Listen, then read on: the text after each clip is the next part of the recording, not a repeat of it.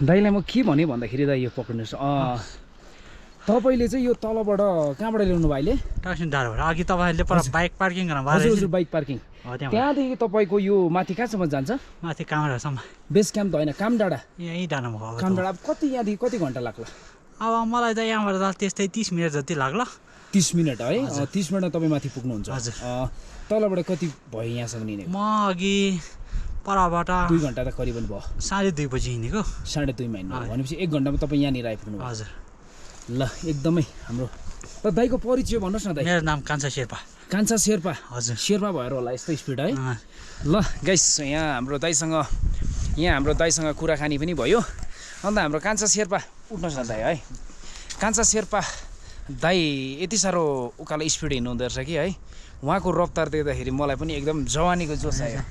तपाईँ जवानी नै हुनुहुन्छ नि अहिले होइन यो कुराकानी भनेको रमाइलो होस् भनेर क्या ल गाइस अब यहाँदेखि चाहिँ हाम्रो दाइको स्पिडको भन्नु पर्दाखेरि अब गाडीको स्पिड हो भने 15-16 को स्पिडमा हिँड्नुहुँदो रहेछ उहाँ कोही जग्गा चाहिँ तपाईँको थियो 7-8 हाम्रो चाहिँ 1-2 स्पिड छ सो अब दाइ चाहिँ यहाँबाट आधी घन्टा माथि कामडाँडा भन्नुभयो है यहाँबाट तपाईँको प्रपरली भन्न पर्दाखेरि माथि कहाँ भन्दाखेरि बेस क्याम्प कति घन्टामा पुग्ला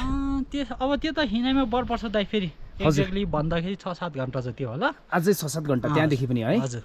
हस् तपाईँको हिँडाइमा हो भन्ने होइन तपाईँहरूको हिँडाइ हामीलाई त त्यति लाग्दैन तपाईँको हिँडाइमा चाहिँ कति लाग्ला हामीलाई त त्यस्तै लाग्ला 4 घन्टा जति 4 घन्टा हुन्छ है दाइ धन्यवाद है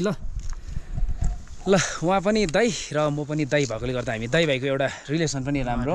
अनि कुराकानी पनि मिठो नि है ल हस्